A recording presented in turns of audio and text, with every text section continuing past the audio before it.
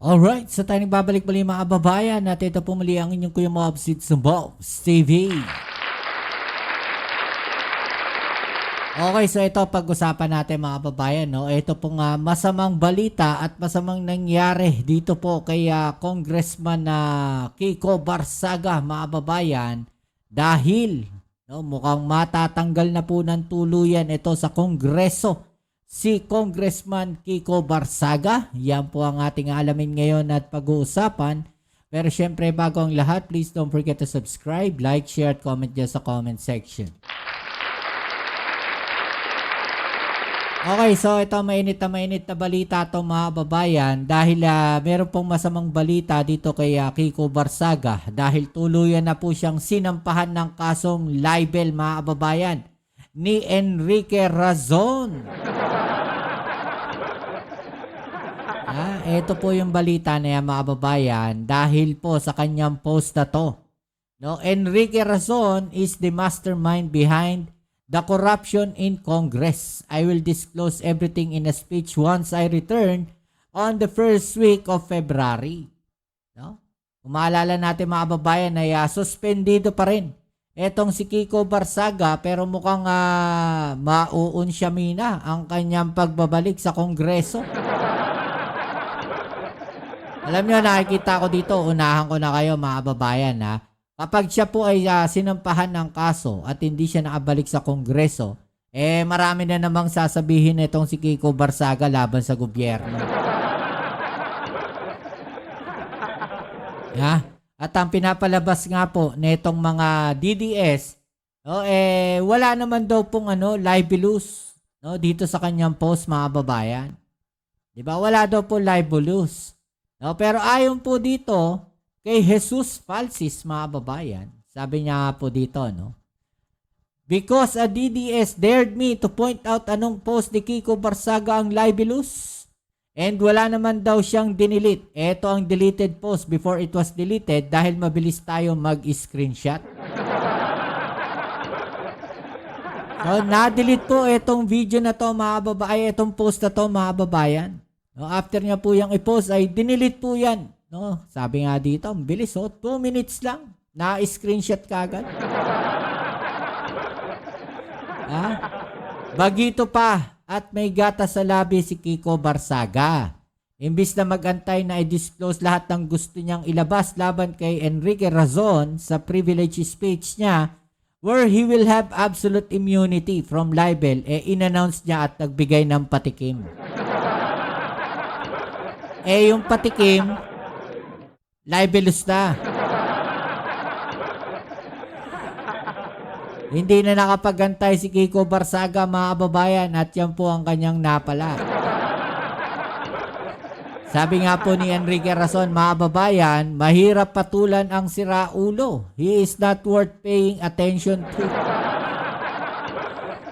Siraulo daw po. Etong si Kiko Barsaga ayon kay Razon. So panoorin natin itong balita na to mga babayan. Panoorin natin. Suspended na, may kaso pa. Suspended na, may kaso pa. Di pa nga nakakabalik si Kiko Barsaga sa Kongreso mga babayan dahil suspended nga ito ng 60 days. Ngayon may kaso pa siya. Parang walang kadala-dala itong si Kiko Barsaga Haharap ngayon si Congress Miao Kiko Barsaga sa cyber libel matapos ang kanyang paratang na nabili umano ng isang ultra-bilyonaryo ang National Unity Party. Narito ang agenda report ni Mavic Trinidad ng Abante. Grabe, Doon palang libelous na Diba? Kung titignan natin. Kasi wala naman siya nilabas kaagad na ebidensya Ipinost niya kagad, so mapanirang puri kagad yun. Mga babayan. Diba? Yung intention ay nandun. Na masira si Razon. Mga babayan, negosyante po yan, si Enrique Razon. At kung ano man, yung mga ilalabas na ganyan, syempre maapektuhan sila. At ayaw nilang maapektuhan yung kanilang kredibilidad. Diba? Tapos, sino ba naman No, ang hindi magre-react, congressman to. Kongresista to, mga babayan. Di ba? Kung mga ordinaryong tao, okay lang. Hindi papansinin ni Rason yan. Wala siyang pakialam dyan. Ito, congressman to eh. Di ba? Congressman to. Yun naninira sa kanila. Na nagbabato ng mga ganyang aligasyon sa kanila. Lalo't wala naman silang ginagawa talaga. Di ba? Ang problema dito, ni Kiko Barsaga, dinilit niya yung post. Akala niya siguro walang makakakita. No? Mga negosyante yan. Siyempre sumasabay yan. Sumasabay yan, mga kababayan, sa kung ano yung mga latest. At baka may mga tao yan yung nagmo-monitor sa social media. Kaya naman, eto, nadali. Nakita yung post niya. Kaya siya kinasuhan, mga kababayan. Di ba? Kasi masisira yung reputasyon nila bilang negosyante. Di ba?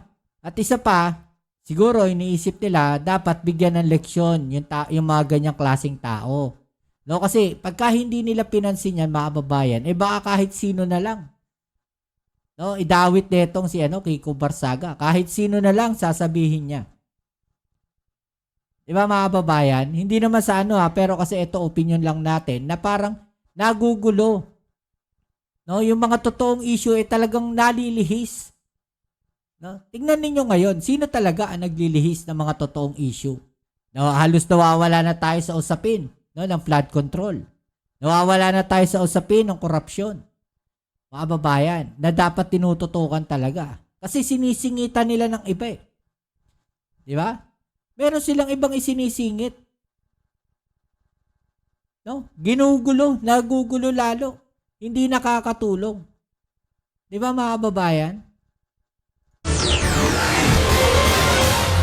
Hindi na pinatagal ng kampo ng bilyonaryong si Enrique Razon ang paghahain ng kaso laban kay Cavite Congressman Kiko Barzaga. Di ba? Ang daming abogado niyan, sigurado yan. Ultra-bilyonaryo yan eh. Di ba? Number 1 ata yan o number 2 sa Pilipinas na pinakamayaman. Oh. Marami abogado yan. Kaya mabilis lang sa kanila magsampa ng kaso. Nagtungo na kanina sa Makati Prosecutor's Office ang mga abogado ni Razon para magsampa ng kasong cyber libel laban sa batang kongresista.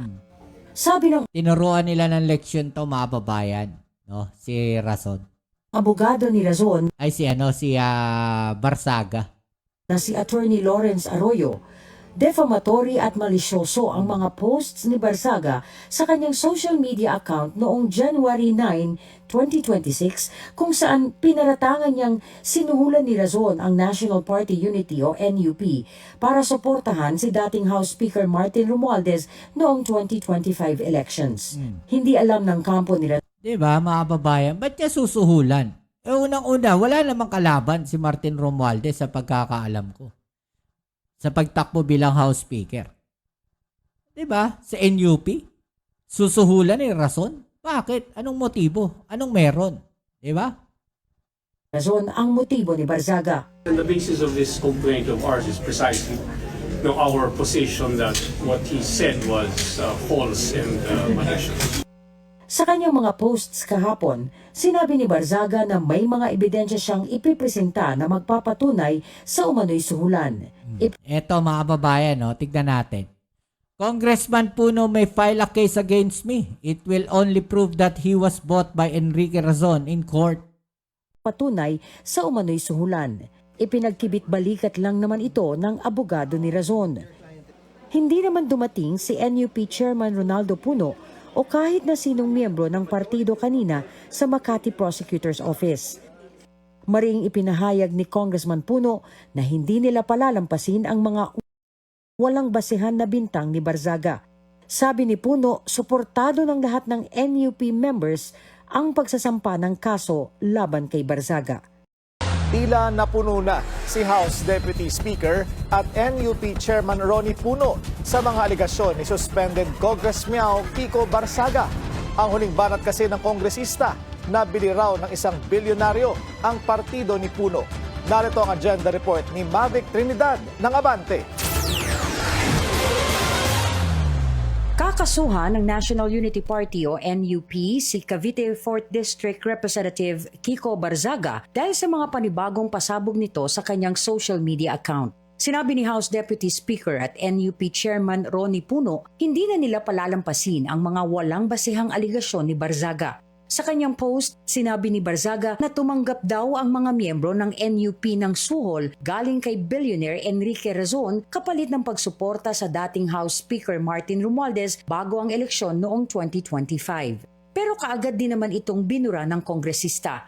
Pinalitan niya ito ng panibagong post laban kay Congressman Puno matapos nitong ihayag na kakasuhan ng partido si Barzaga. Sabi ni Barzaga, pwede naman daw siyang kasuhan ni Puno pero pagpapatunay lang daw ito na nabili na ng negosyanteng si Razon si Puno. Giniit ni Puno, walang basihan at masama ang layunin ng mga paratang ni Barzaga. Wala naman daw kasing naging kalaban si Romualdez sa kanyang distrito kaya hindi makatwiran ang bintang ni Barzaga.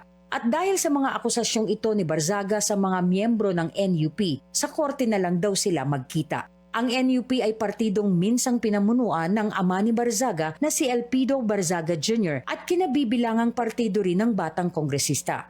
Noong Disyembre ng nakarang taon, sinuspindi si Barzaga ng Kamara ng 60 araw ng walang sahod at benepisyo dahil sa ilang posts nito sa kanyang social media account na umano'y puro paglabag bilang isang mambabatas ng mababang kapulungan. Ngayong darating na Pebrero sana nang matapos ang suspensyon ni Barzaga. Pero ilang mambabatas ang nagpanukalang dumaan muna siya sa fitness test para malaman kung angkop na siyang magtrabaho muli. Pero tila magbabago ang storya ngayong panibagong kaso na naman ang kakaharapin ni Barzaga. Sa pagbabalik ng sesyon sa susunod na buwan, nakahanda raw si Barzaga na mag-privilege speech para patunayan ang umano'y suhulang kinasangkutan ng NUP.